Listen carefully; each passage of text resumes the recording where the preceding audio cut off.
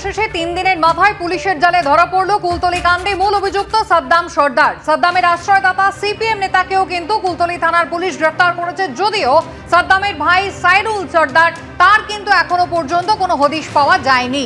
কোথায় লুকিয়েছিল সাদ্দাম?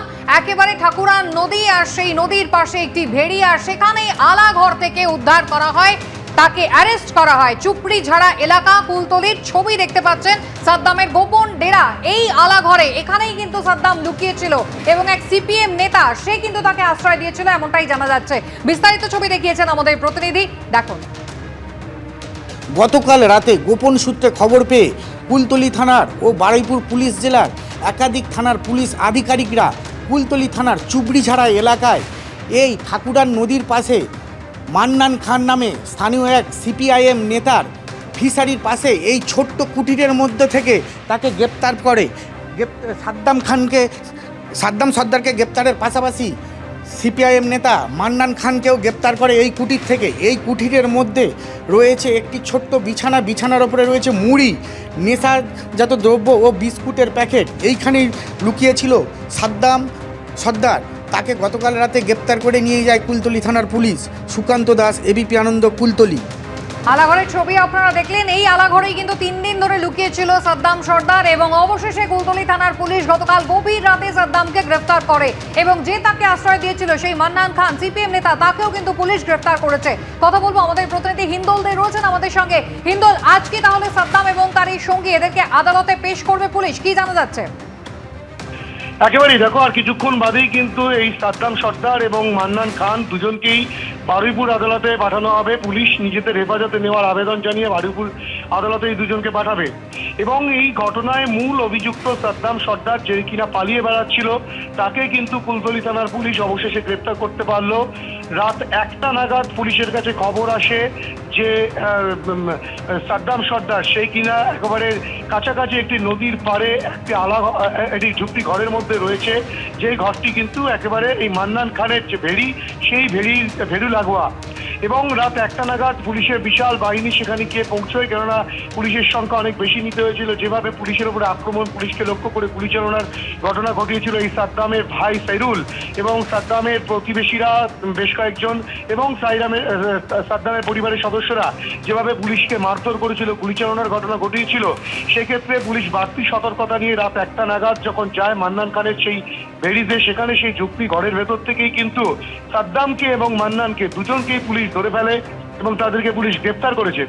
এবং তোমাকে বলে রাখি যে এই সাদ্দাম এবং এই মান্নান কিন্তু সাদ্দামকে আশ্রয় দিয়েছিল তৃণমূলের পক্ষ থেকে। যেটা অভিযোগ করা হচ্ছে এই মান্নান খান সেই কিনা সিপিএম এর স্থানীয় এক নেতা, তেমনটাই তৃণমূলের অভিযোগ। যদিও এই গোটা ঘটনায় কিন্তু এখানেই কিন্তু শেষ নয়, শুধু সাদ্দামই নয় বা সাদ্দামের ভাই সাইরুল যে এখনো পর্যন্ত পলাতক, সেই কিন্তু শুধু এই ঘটনার সঙ্গে যুক্ত নয়।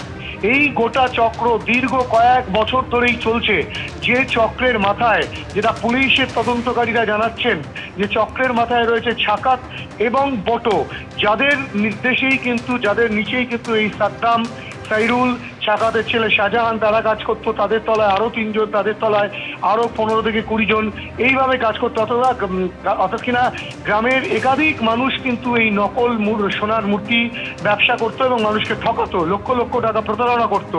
শুধু এই নয়, পুলিশ যেটা আরো জানতে পেরেছে, এটা জাল নোটের ব্যবসার সঙ্গেও যুক্ত ছিল।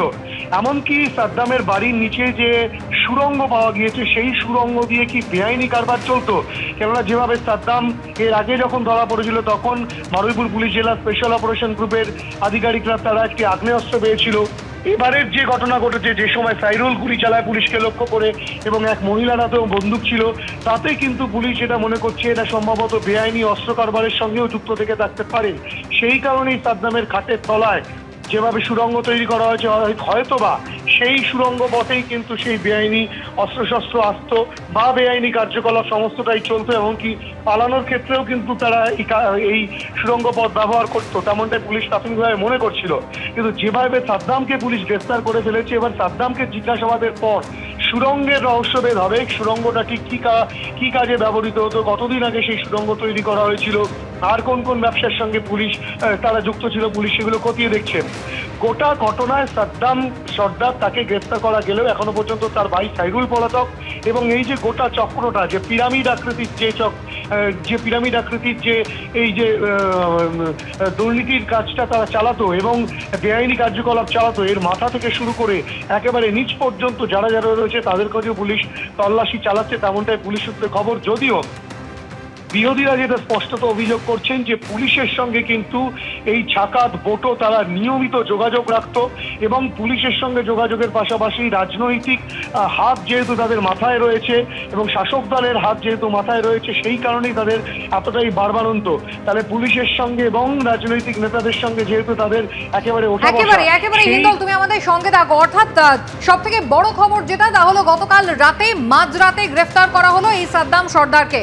সাদ্দাম সর্দারকে আশ্রয় দিয়েছিলেন একজন স্থানীয় সিপিএম নেতা, এমনটা তৃণমূল দাবি করছে। সেই সিপিএম নেতা মান্নান খান, তাকেও কিন্তু পুলিশ গ্রেফতার করেছে। কিছুক্ষণের মধ্যেই তাদেরকে আদালতে পেশ করা হবে। দীর্ঘ 15 বছর ধরে কিন্তু এখানে বেআইনি কাজ চালিয়ে যাচ্ছিল সাদ্দাম সর্দার এবং তার সঙ্গী সাথীরা। সাদ্দাম সর্দারের মাথায় ছিল ছাকাত এবং বোটো, যাদের সঙ্গে শাসক দলের যোগ রয়েছে, এমনটাই কিন্তু তৃণমূলের একাংশ বলছে। আর অন্যদিকে এই সাদ্দামের সঙ্গে সাইরুল, তার ভাই, যদিও তার এখনো হদিশ কিন্তু পুলিশ পায়নি, কিন্তু সাদ্দাম, সাইরুল, এদের নিচে এদের অধীনে আরো 15 থেকে 20 জন জড়িত ছিল। অর্থাৎ একটা বিরাট বড় চক্র এই এলাকায় কাজ করত দীর্ঘ 15 বছর ধরে, যারা একেবারে নকল সোনার প্রতারণা ব্যবসা থেকে শুরু করে জাল নোটের কারবার, এমনকি তারা বেআইনি অস্ত্র পাচারের কারবারও করত, এমনটাই কিন্তু মনে করছে পুলিশ। ইতিমধ্যেই কিন্তু তাদেরকে গ্রেফতার করা হয়েছে। স্থানীয় তৃণমূল বিধায়ক, কুলতলি তৃণমূল বিধায়ক, তিনি কি দাবি করছেন শুনুন। এই ঘটনার সঙ্গে আমি মনে করি যে সিপিএমের যেমন প্রত্যক্ষভাবে যোগ আছে এবং এইটা তদন্ত হলে দেখবেন আরো অনেক সত্য বেরিয়ে পড়বে। তারা হয়তো শাসন ক্ষমতায় চলে গেছে, কিন্তু তার স্বভাব পরিবর্তন হয়নি। কারণ সেই জায়গা থেকে তারা এখনো পর্যন্ত বিভিন্ন এলাকায় কিভাবে অ্যান্টি সোশ্যাল বা সমাজের যে সমস্ত ক্ষতিকারক দিকগুলো আছে, এই যে চুরি, ডাকাতি, রাহাজানি, সেই সমস্ত দিকগুলো যারা মূলত করে তাদেরকে প্রশ্রয় দেয় এবং আশ্রয়ও দেয়। এই ঘটনার সঙ্গে যারা যারা জড়িত আছে তাদেরকে অবিলম্বে গ্রেপ্তার করবে এবং দৃষ্টান্তমূলক শাস্তি দেবে এবং এদের পিছনে যে সমস্ত পার্টির নেতৃত্বরা আছে তাদেরকে আমরা পুলিশকে বলবো তাদেরকেও ধরে যেন দৃষ্টান্তমূলক শাস্তি দেওয়া হয়। সিপিএম নেতা শতরূপ ঘোষ রয়েছেন আমাদের সঙ্গে টেলিফোন লাইনে। শতরূপ, একেবারে বারবারই শাসক দল বলে যে একেবারে আপনারা শূন্য হয়ে গিয়েছেন, কিন্তু এই ঘটনায় দেখা যাচ্ছে যে শাসক দলের অভিযোগ, তৃণমূল কংগ্রেসের দাবি, এই মান্নান খান তিনি সিপিএম এর নেতা এবং এই এলাকায় সিপিএম দুষ্কৃতীদের আশ্রয় এবং প্রশ্রয় দিয়ে আসছে দীর্ঘদিন ধরে। আপনাদের স্বভাবে কোনো পরিবর্তন হয়নি, শাসক দল বলছে। দেখুন, একটা দল যাদের মুখ্যমন্ত্রী সহ গোটা মন্ত্রিসভা আমরা সবাই চোর গলায় প্ল্যাকার্ড ঝুলিয়ে মিছিল করে, তারা আবার অন্যদেরকে শুনছিলাম চুরি, ডাকাতি, রাহাজানির অভিযোগ করছেন ওখানকার বিধায়ক। এখন দেখুন, সিপিআইএম এর বিরুদ্ধে বহু অভিযোগ, বহু চক্রান্ত, বহু কিছু আমরা গত 13 বছরে দেখেছি। এক্ষেত্রে ঘটনা কি ঘটেছে, যাকে গ্রেপ্তার করা হয়েছে তার সাথে কোথায় কার কি সম্পর্ক না সম্পর্ক সে সম্পর্কে আমি জানি না, কিন্তু দুটো কথা বলতে পারি। প্রথম কথা, যদি সত্যি আমাদের পার্টির কেউ ন্যূনতম কোনো সংসর্গে থাকে এই ধরনের কোনো ঘটনার, তাকে পার্টি ওই ছোট্ট ছেলে ভুল করে ফেলেছে বলে আড়ালও করবে না, আর তাকে এসএসকেএম এ ভর্তি করিয়ে পুলিশের হাত থেকে বাঁচানোর চেষ্টাও করবে না। এটা যেমন ঘটনা, তেমন আবার এইটাও ঘটনা। কোন রকম ভাবে এখন যখন তৃণমূলের জায়গায় জায়গায় যে জেসিবি থেকে শুরু করে, শাহজাহান থেকে শুরু করে, এই জয়ন্ত সিং থেকে শুরু করে এই সাদ্দাম, জায়গায় জায়গায় ওদের লোকাল মাফিয়ারা সামনে আসছে, জায়গায় জায়গায় ওদের বিরুদ্ধে গণবিক্ষোভ তৈরি হচ্ছে, তখন নিজেদের গা থেকে দায় ঝেড়ে ফেলার জন্য যদি এখানে সিপিএম করেছে, ওখানে অমুক করেছে, সেখানে তমুক করেছে, এই সমস্ত অছিলা ওরা করে, এই সমস্ত অজুহাত ওরা করে, তার বিরুদ্ধেও কিভাবে লিখে দেখাতে হয় আমরা জানি। উনি কাকে ভয় দেখাচ্ছেন? আমি ওখানকার বিধায়কের কথা শুনছিলাম, বলছেন যে পুলিশকে বলবো ঘটনায় সিপিএম কে চিহ্নিত করে গ্রেপ্তার করতে। আপনার গ্রেপ্তারিকে, আপনার জেলখানাকে সিপিএম ভয় পায় না। গত 12-13 বছরে অনেক জেল খেটেছি, আমাকে অনেক কমরেডকে খুন হতে দেখেছি আপনাদের হাতে। যদি একটা ঘটনাকে এখন অজুহাত হিসেবে দাঁড় করিয়ে নিজেদের দায় ঝেড়ে ফেলা একদিকে, অন্যদিকে এইটাকে ব্যবহার করে সিপিএম এর লোকেদেরকে ধরে ধরে জেলে ঢোকানো চক্রান্ত যদি আপনারা করেছেন, আপনাদের চক্রান্তের বিরুদ্ধে যেভাবে এর আগেও রাস্তায় লড়েছি, এবারও রাস্তায় লড়বো। আপনাদেরকে আমরা ভয় পাই না। যদি আইনের শাসন প্রতিষ্ঠা করতে না পেরেছেন, যদি আপনার মনে হয় একটা এলাকায় একটা লোক মাফিয়াকুঞ্জ চালাচ্ছিল তৃণমূলের নয় সিপিএম এর ভরসায়, লোকাল থানা সিপিএম এর কথাই চলছিল, লোকাল অ্যাডমিনিস্ট্রেশন সিপিএম এর কথাই চলছিল, তাহলে আপনার এই কথা শুনে আপনার বাড়ির ছোট ছোট বাচ্চা ছেলে মেয়েরা হাসবে। গোটা পশ্চিমবাংলা জানে লোকাল থানা কাদের ক্রিমিনালদেরকে আড়াল করে, কাদের গুন্ডাদেরকে শেল্টার দেয়। এই শতরূপ, ধন্যবাদ কথা বলার জন্য। আর এবার আপনাদের সরাসরি ঘটনাস্থলে নিয়ে যাব। সৌমিত্র রায় আমাদের প্রতিনিধি রয়েছেন আমাদের সঙ্গে। সৌমিত্র, গতকাল মাঝরাতে গ্রেফতার হলেন কুলতলি কাণ্ডের মূল অভিযুক্ত সাদ্দাম সর্দার, যার বাড়িতে আশ্রয় নিয়েছিলেন সেই সিপিএম নেতা, তাকেও গ্রেফতার করা হয়েছে। একবার ঘটনাস্থলের ছবিটা দেখতে যাইব, ঠিক কোন জায়গা থেকে পুলিশ 3 দিনের মাথায় এদের গ্রেফতার করলো। দেখো কুসুমিতা, গতকাল রাতে কুলতলি থানার পুলিশ আধিকারিকরা একেবারে যে জায়গায় ছিল সাদ্দাম সর্দার, তোমাকে বলে রাখি সেটা হচ্ছে চুপড়িঝাড়া এলাকা। এটা হচ্ছে কুলতলি থানার অন্তর্গত এই চুপড়িঝাড়া এলাকায় একটা যে মাছের ভেড়ি, সেই মাছের ভেড়ির মাঝখানে একটা কুঁড়ে ঘর, যেটা দূর থেকে দেখলে বোঝাই যাবে না যে সেখানে মানুষ থাকতে পারে বলে, সেই কুঁড়ে ঘর থেকেই গ্রেপ্তার করা হয়েছে এই কুলতলি কাণ্ডের যে মাস্টার মাইন্ড বা কুলতলি কাণ্ডের যে মূল অভিযুক্ত সাদ্দাম সর্দারকে। শুধুমাত্র সাদ্দাম সর্দারকে নয় কুসুমিতা, তোমাকে বলবো, তুমি জানো যে ওখানকার যে স্থানীয় সিপিএম নেতা সেই মান্নান খান, তাকেও অ্যারেস্ট করা হয়েছে। পুলিশ সূত্র মারফত যেটা বলা হয়েছে যে এই মান্নান খানের যে এই আশ্রয় দিয়েছিলেন, অর্থাৎ এই যে কুঁড়ে ঘর, যে কুঁড়ে ঘর থেকে সাদ্দাম সর্দারকে অ্যারেস্ট করা হয়েছে, সেই কুঁড়ে ঘর স্থানীয় সিপিএম নেতা তাকে আশ্রয় দিয়েছিল। সেই আশ্রয় দেওয়ার কারণে স্থানীয় সিপিএম নেতা মান্নান খানকেও অ্যারেস্ট করেছে কুলতলি থানার পুলিশ আধিকারিকরা। যেটা জানা যায় যে গতকাল সকাল থেকেই কুলতলি থানার পুলিশ আধিকারিকরা এবং তার পাশাপাশি বারুইপুর জেলা পুলিশের তরফ থেকে একেবারে মোবাইল যে টাওয়ার, সেই মোবাইল টাওয়ার লোকেট করা হচ্ছিল। সেই মোবাইল টাওয়ার লোকেশনের করার ফলে তারা কুলতলি থানার পুলিশ আধিকারিকরা যে জায়গাটার সন্ধান পায় এবং তার পাশাপাশি বিভিন্ন সোর্সের মাধ্যমে নজর রাখা হচ্ছিল এই যে কুলতলি কাণ্ডের মূল অভিযুক্ত সাদ্দাম সর্দারের ওপর। তুমি জানো যে সোমবার ঘটনাটি ঘটে, যখন সোমবার দিন পুলিশ এই সাদ্দাম সর্দারকে অ্যারেস্ট করতে যায়, তাকে অ্যারেস্ট করতে গিয়ে পুলিশ আক্রান্ত হয়। এই আক্রান্ত হওয়ার পর পুলিশের কাছে চ্যালেঞ্জ বেড়ে যায়। পুলিশ একেবারে তন্ন করে কুলতলির বিভিন্ন গ্রাম চষে ফেলে।